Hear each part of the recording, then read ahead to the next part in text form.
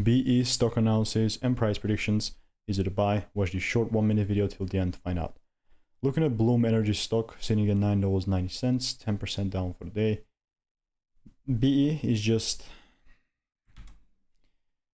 I mean, I'm not trying to hate on this thing, but it seems pretty bearish. So let me just zoom out and see where we are. Yeah, this is crazy. This is crazy. For the current retrace, I mean, we're just in a pretty bearish trend.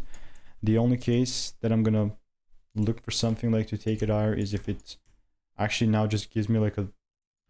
This is a bullish range, honestly, but if it gives me like a decent double break here and stays above these certain highs, you know, if that's the case, then that's nice. But if it doesn't give me these double breaks, then this is going to be a price that I'm not going to be taking higher. And guess what? That's okay, because not every movement, I'm not supposed to be a part of every single movement, you know. So that's that.